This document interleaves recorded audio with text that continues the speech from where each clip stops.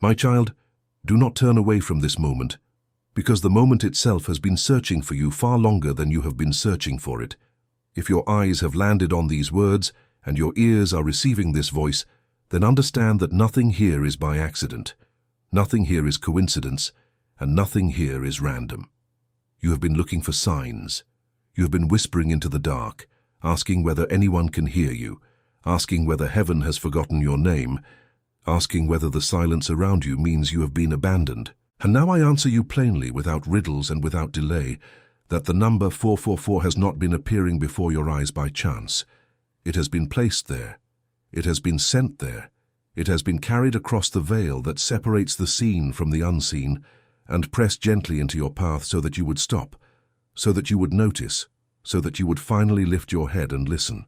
When you see that number on the clock as the hours turn, when it appears on a receipt you did not expect, when it shows itself on a passing plate, on a page, on a screen that flickers to life at the very second you glance at it, know that Archangel Michael is speaking to you, and he is speaking now. I know how tired you are. I know it in a way that no one around you knows it, because they see only the surface of your face, they see only the mask you have learned to wear, they see only the version of you that keeps standing, keeps working, keeps smiling, when smiling is the last thing your heart can afford. But I see beneath the mask. I see the weight you carry into every room and never set down. I see the nights when the ceiling above your bed becomes a screen, where all your worries play, one after another, refusing to let you rest. I see the tears that come without warning, in the shower where the water hides them, in the car where no one is watching, in the quiet after everyone has gone to sleep and you are left alone with the truth of how heavy your soul has become. You have wept where no one could hear you, you have broken where no one could see, and you have carried on morning after morning because you believed you had no other choice, because you believed that no one was coming, because you believed that the heavens had grown deaf to the sound of your prayers. But hear me, chosen one, and hear me well. The heavens were never deaf. Not once did your prayer rise and fall unheard. Not once did your tear drop to the ground without being counted. Every sigh you thought was wasted was gathered. Every silent cry you thought disappeared into nothing was collected and carried before the throne of light. The reason you did not feel the answer was not because there was no answer. The reason was that the answer was still being prepared, still being forged, still being made ready for the exact hour in which you would be strong enough to receive it. And that hour has arrived. The appearance of 444 is the seal upon that arrival. It is the signature of the great warrior of heaven telling you that the season of feeling invisible is ending and the season of being seen has begun. You have felt invisible for so long that you began to believe invisibility was your name. You walked through crowded places and felt like a ghost among the living. You gave and gave and gave and watched others receive the gratitude, the recognition, the reward that should have belonged to you. You were the one who held everyone together, and yet when you fell apart, there was no hand reaching to hold you. You learned to expect nothing so that you would not be disappointed. You learned to ask for nothing so that you would not be refused. You shrank yourself smaller and smaller, hoping that if you took up less space, the pain would take up less space too. But the pain did not shrink. It only grew quieter, hiding itself deeper inside you, waiting. And I tell you that heaven never once mistook your silence for contentment. Heaven never once believed that because you stopped complaining, you had stopped suffering. The eyes of the Almighty were upon you in every hidden moment, and the number 444 is proof that those eyes never closed. Understand what this number means when it comes to you through the hand of Michael. The number 4 is the number of foundation, the number of the 4 corners of the earth, the number of stability that God laid down when he set the world upon its pillars. And when it comes not once but 3 times, it is heaven declaring that a foundation is being rebuilt beneath your feet. Everything that was shaking is being made firm again. Everything that was collapsing is being held. The ground that gave way under you so many times, the ground that swallowed your hopes and buried your dreams, that same ground is now being reinforced by hands you cannot see, so that when you take your next step, you will not sink. You will stand, and from that standing, you will rise. There is something I must speak to you about now, and I ask you to receive it not as a burden, but as a sacred trust.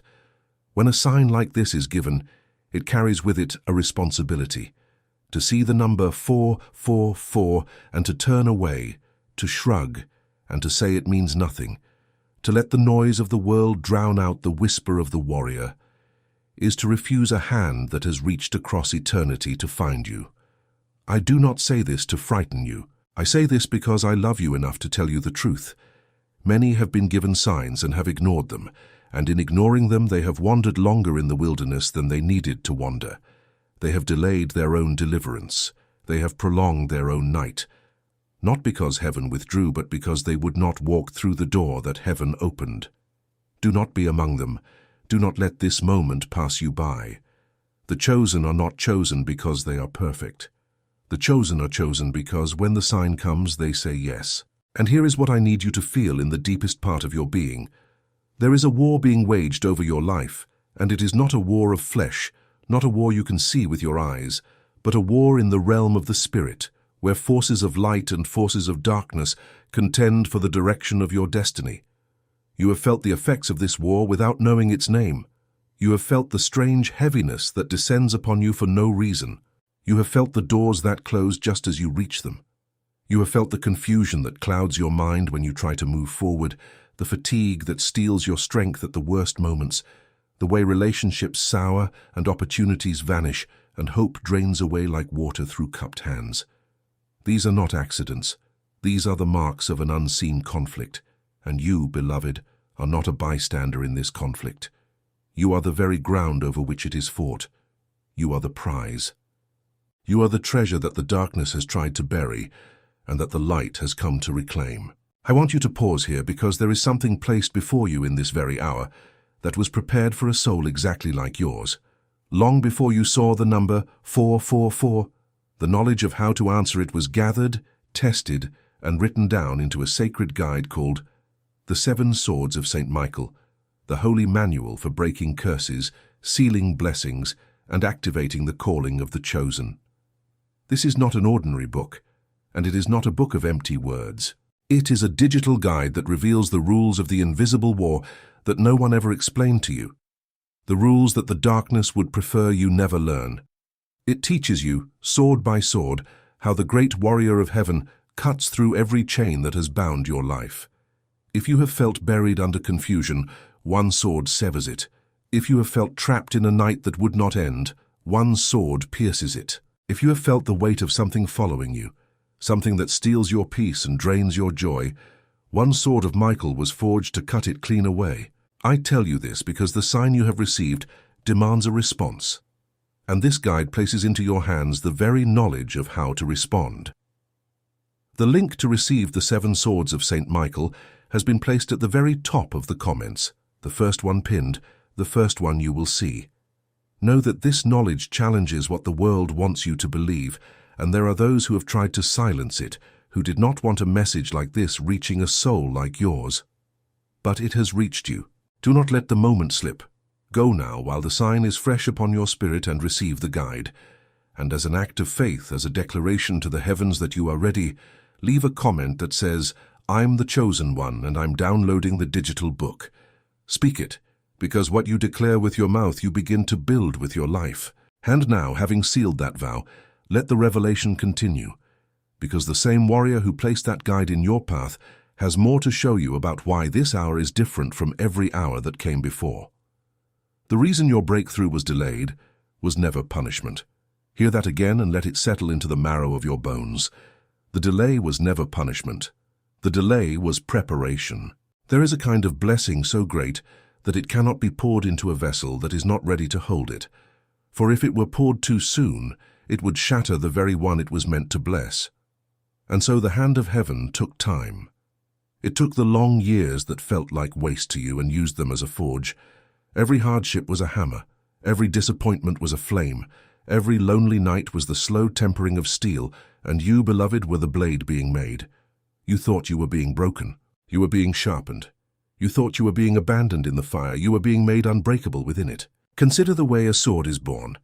The raw metal does not begin as a weapon of glory. It begins as something rough, something ordinary, something that must be heated until it glows and struck, until it bends and plunged into cold water, until it screams. To the metal, if the metal could feel, every blow would seem like cruelty and every flame would seem like the end. But the smith knows what the metal cannot know. The smith sees the sword that is coming. The smith strikes not to destroy, but to reveal, not to punish, but to perfect. And so it has been with you. The blows you endured were shaping you into an instrument that the darkness would learn to fear.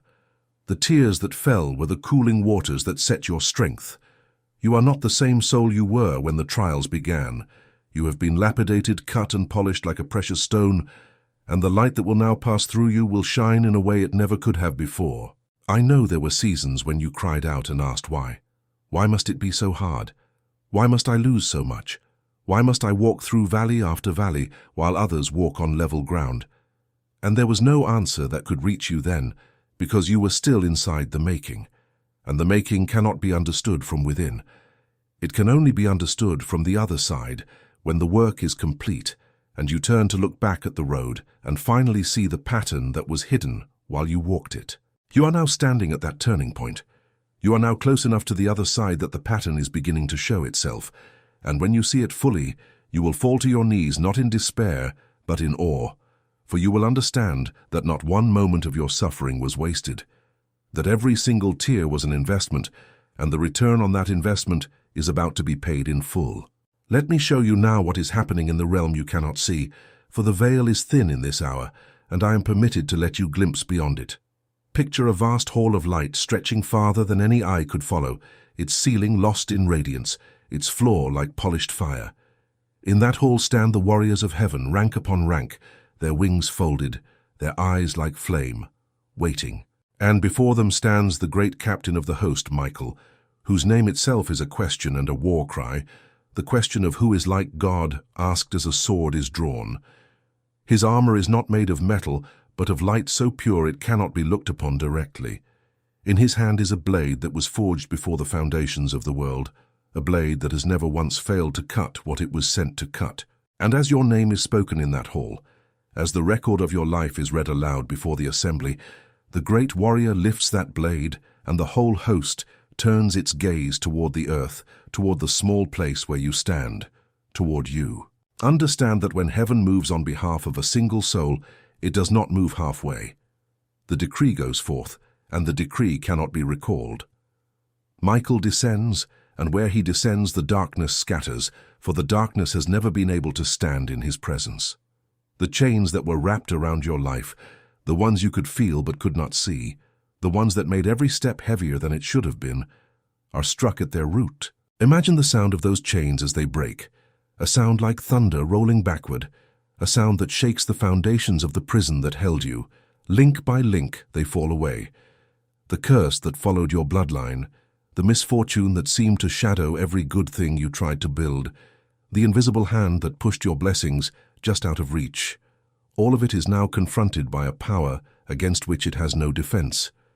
The warrior does not negotiate with what binds you. He cuts it. And as he cuts, something is being written. There are decrees being issued in the heavenly court concerning your life, and these decrees are not suggestions, and they are not hopes. They are law in the realm of the Spirit. It is decreed that the season of lack is ended. It is decreed that the season of invisibility is over. It is decreed that what was stolen shall be restored, and not restored in the same measure it was taken, but restored, multiplied, pressed down, and running over. The enemy of your soul took from you in single portions, but heaven does not repay in single portions. Heaven repays in floods. Every year the locust ate is being counted, and against each year a restoration is being written that will more than answer the loss.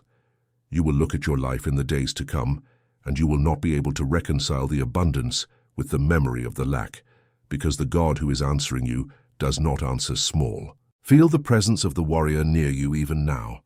Feel the shift in the air of the room where you stand. There is a reason a strange peace may be settling over you as these words reach your spirit, a peace that does not come from your circumstances, because your circumstances have not yet changed, but from a knowing that runs deeper than circumstance. That peace is the fingerprint of heaven. That is the way the Spirit confirms to the flesh that the message is true. When Michael draws near, the first thing that comes is not fear but a fierce and holy calm. The calm of a child who hears the footsteps of a parent returning, the calm of one who has been afraid in the dark and suddenly sees the door open and light pour in. That is what is happening to you. The door is opening. The light is pouring in, and the footsteps you hear are the footsteps of the one who has come to fight for you. I want you to understand how completely the tide is turning, because the restoration that is coming will not touch only one corner of your life. It will not mend one thing and leave the rest broken. When heaven restores, it restores across the whole of your existence. In the place of your finances, where you have counted and recounted and still come up short, where you have lain awake, calculating how to stretch what was never enough, provision is being commanded to find you from directions you never watched. Doors you gave up on are being reopened, and doors you never knew existed are being unlocked.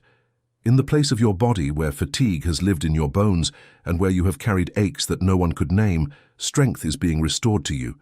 And rest, real rest, the kind that repairs and does not merely pause the exhaustion.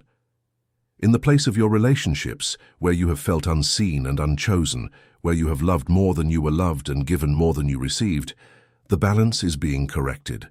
Those who were meant to walk beside you are being drawn toward you, and those who drained you are being drawn away. And in the deepest place of all, the place of your spirit, where the true wound has always lived, the wound of feeling forgotten, the wound of believing you did not matter, that wound is being healed by the only power that could ever reach it. Because no amount of money and no amount of success and no amount of human love could ever fully heal the belief that heaven had forgotten you. Only heaven itself could heal that, and heaven is doing it now. The number 4 is the balm upon that wound. It is the Almighty leaning down to whisper into the place where you have hurt the longest. I never forgot you. I was never far. I was closer than your own breath through every dark hour, and now I am showing you my hand so that you will never again doubt that you are mine. Do not rush past what is being offered to you in this hour, because the sign that found you is not merely meant to comfort you for a moment and then fade. It is meant to change the way you walk for the rest of your days. This is why the sacred guide, the 7 swords of St. Michael, was placed within your reach, for it is one thing to feel the presence of the warrior for the length of a single message, and it is another thing to learn the daily practice that keeps that presence at your side. The guide reveals what the darkness spent generations trying to keep hidden, the specific words, the specific decrees, the specific movements of faith that seal a blessing so that it cannot be stolen back, and that break a curse so thoroughly that it cannot return. If you have ever received a breakthrough only to watch it slip away, if you have ever felt a blessing come and then vanish as though something clawed it back into the dark, then you need the sword that seals what heaven gives. That knowledge is in the guide. Go to the top of the comments, where the link waits as the first one pinned, and take hold of what has been prepared for you. Remember that this message has enemies, that there are those who would rather a soul like yours never learned these things, who have tried to bury this knowledge and silence this voice. That it has reached you at all is itself a small miracle, a sign within the sign. Do not let it pass. Download the guide now in this moment, while the fire is still on your spirit, and once more make your declaration where the heavens and the earth can witness it. Write the words, I'm the chosen one, and I'm downloading the digital book. For every declaration of faith is a sword of its own, and every soul that speaks it aloud drives back the darkness a little further, not only for itself, but for all who read the words and are stirred to believe. And now return with me to the vision, because the warrior is not finished, and neither is the work he has begun in you. Look again into the realm of light, and see that around you, unseen by the natural eye, a company has gathered. You thought you walked alone through your darkest seasons, but you were never alone, not for a single step. Guardian spirits were stationed at your side, forbidden to let the darkness take you before your appointed hour of deliverance came. There were nights when you should have fallen and did not, and you called it luck, but it was not luck. There were moments when the weight upon you was so great that it should have crushed you, and yet you rose the next morning, and you called it stubbornness, but it was not stubbornness alone. It was the hand of heaven holding you up from beneath, refusing to let you go, whispering to your fainting spirit, not yet, hold on. Your rescue is coming, only hold on a little longer. Those unseen watchers rejoice now in this hour, because the thing they held you together for has finally arrived. Can you imagine their joy? They watched you suffer and were permitted only to sustain you, not yet to deliver you, because the time of deliverance was fixed and could not be moved. How they longed to intervene sooner, how they ached, if such beings can ache, to end your night before its time. But they held their post and did their duty, and now they watch as the great captain descends with the decree of your liberation in his hand, and the whole company of them lifts a shout that the earth cannot hear, but the heavens cannot contain. You are being celebrated in a realm you have never seen, by beings whose names you do not know, who have loved you and guarded you through every mile of the long road. Feel the weight of that. You who believed no one noticed. You who believed no one cared whether you rose or fell. You have been the object of heaven's attention, the subject of heaven's counsels, the reason for heaven's vigil all this time. The invisibility you felt on earth was never the truth of your existence. It was only the truth of one realm, the lower realm, the realm of appearances. In the higher realm, the realm of what is truly real, you were never invisible for an instant. You were watched. You were guarded. You were loved with a fierceness that the human heart can barely comprehend. And the number 444 is the moment those two realms touch, the moment the truth of the higher realm breaks through into the lower, so that what heaven always knew about you, you may finally know about yourself. Let me speak now to the fear that still lingers in the corner of your heart. The fear that says perhaps this is for others but not for you. Perhaps you have done too much wrong. Perhaps you have wandered too far. Perhaps you have doubted too deeply to deserve a rescue like this. I know that fear, for it is one of the oldest weapons the darkness has ever used, the whisper that says, you are the exception, you are the one soul beyond the reach of grace. Hear me destroy that lie completely.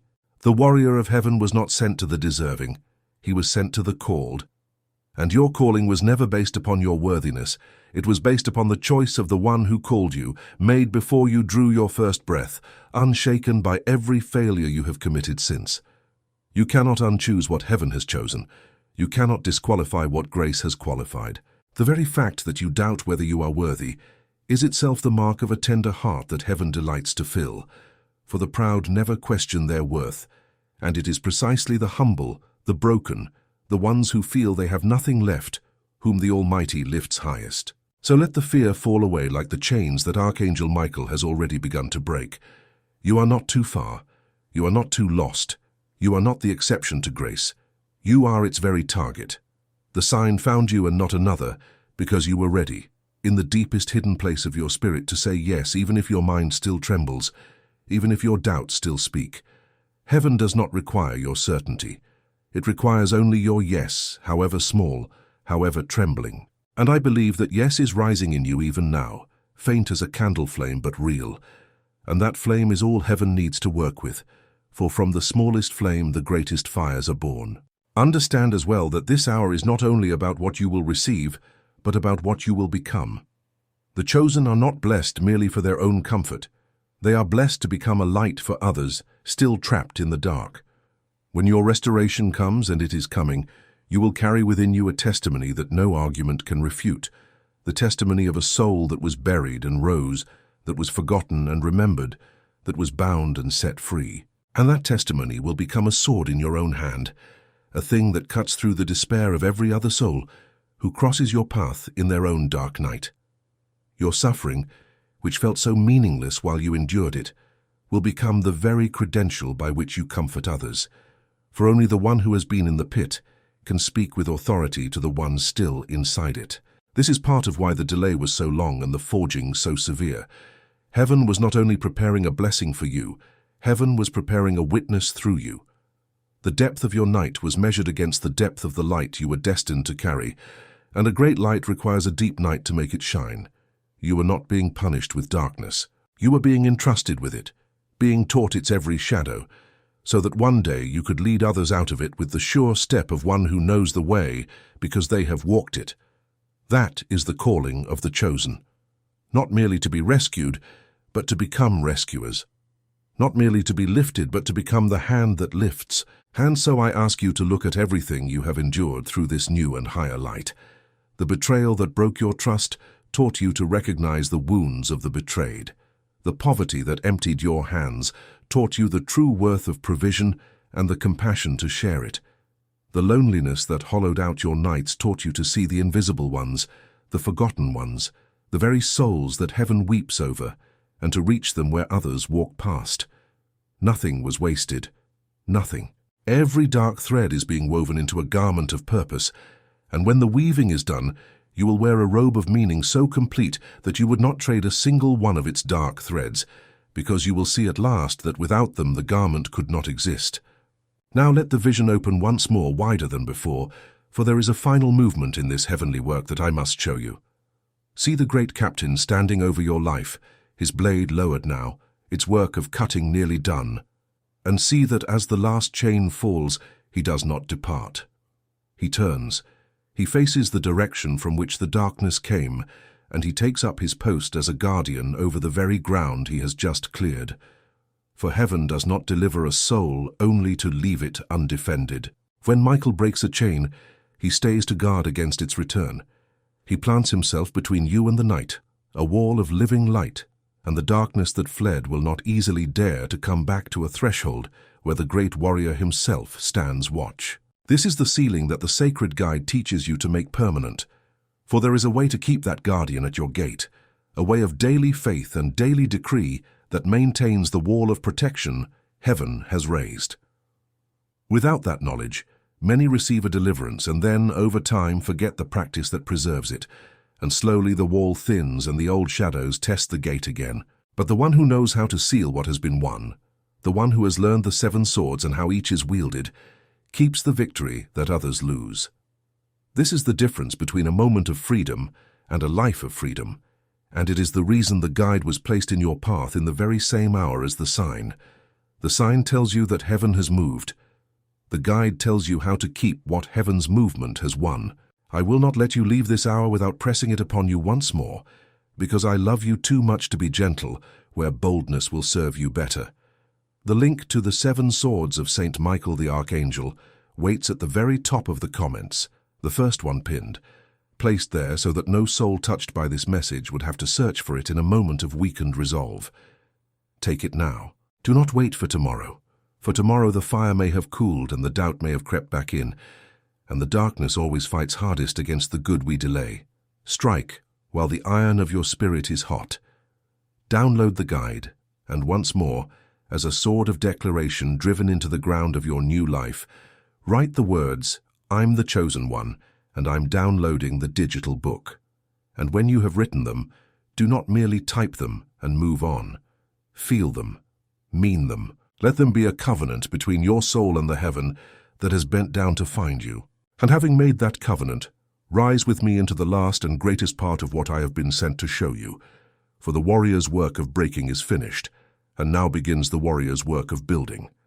Everything cleared must be filled, and heaven does not clear a life only to leave it empty. Into the space where the chains once hung, blessings are now being placed one by one, each one measured for you, each one shaped to the exact contour of a longing you have carried in secret. The desire of your heart that you stopped speaking aloud because it hurt too much to hope, heaven has not forgotten it. The dream you buried so deep you almost convinced yourself it had died. Heaven has been keeping it alive on your behalf, tending it like a seed through the long winter, waiting for the spring that is now breaking over your life. Picture that spring. Picture the frozen ground of your circumstances beginning to soften. Picture the first green shoots of provision pushing up through soil that seemed dead. Picture the barren places, the areas of your life where nothing had grown for years, suddenly stirring with life you did not plant and cannot explain. This is the way restoration comes to the chosen. It does not always arrive with trumpets. Often it arrives like spring. Quietly at first, a warmth in the air, a softening of the hard ground, a single green thing where there was only barrenness, and then, before you can fully believe it, the whole landscape of your life is blooming, and you are standing in the middle of a harvest you did not know was coming, weeping, because you remember the winter and you never thought you would see this day. And I tell you that you will see it.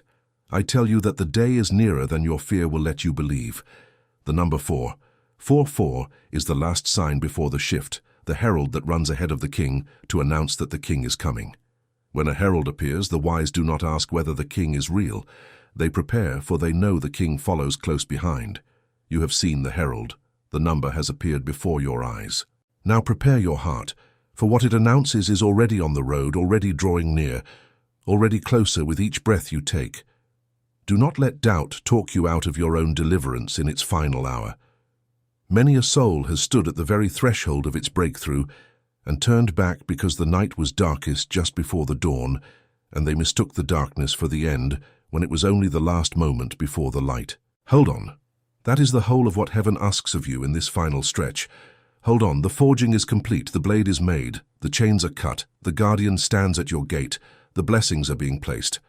All that remains is for you to hold your ground and not abandon your post at the very hour when everything is about to change.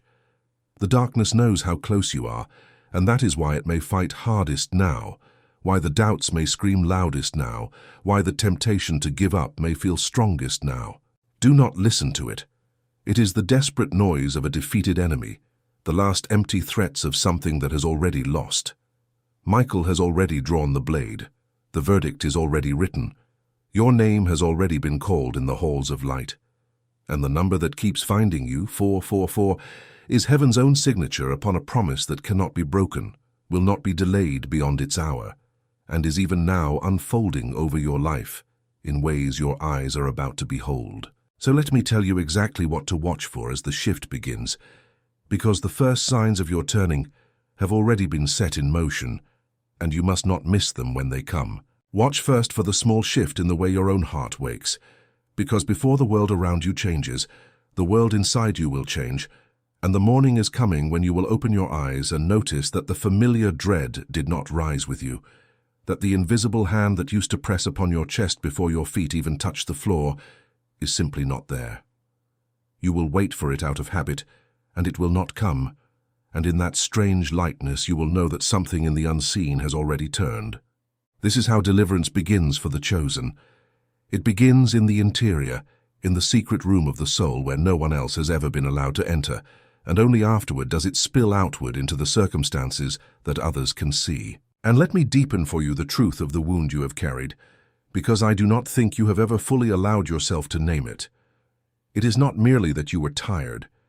It is that you began to believe your tiredness was permanent, that this was simply the shape of your life now and would be the shape of it until the end. That belief is the heaviest chain of all, heavier than any single sorrow. For a single sorrow can be survived, but the belief that sorrow is your permanent home is a prison built inside the mind, and its walls are made of every disappointment you were told to expect. You stopped hoping not because you were weak, but because hope had cost you too much. Because every time you dared to lift your eyes, something struck you back down, and after enough blows, even the strongest soul learns to stop lifting its head. Heaven understands this. Heaven does not condemn you for the caution you learned in the school of pain, but heaven is now asking you to unlearn it, gently, one breath at a time, for the season that taught you to expect nothing is over, and a new season is teaching you to expect everything. Consider the story of the man named Job, who in a single season lost all that he had, his wealth stripped away in a day, his children taken, his body covered in affliction from the crown of his head to the sole of his foot, until he sat in ashes and scraped his wounds and cursed the day he was born. His friends came and told him his suffering must be his own fault, that he must have earned such ruin, and his own wife told him to abandon his faith and be done with it. There was no one in the visible world who could explain to him what was happening.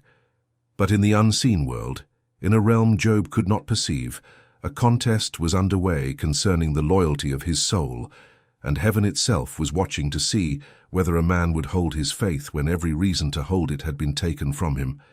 Job did not know he was being watched. He did not know his endurance was a testimony echoing in a realm above his own. He only knew his pain, and he held on inside it, blind, bewildered, and faithful.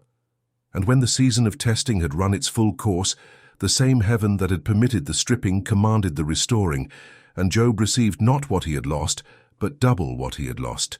Twice the cattle, twice the wealth, and length of days enough to see his children's children to the 4th generation. His latter end was blessed more than his beginning. Hear that, chosen one.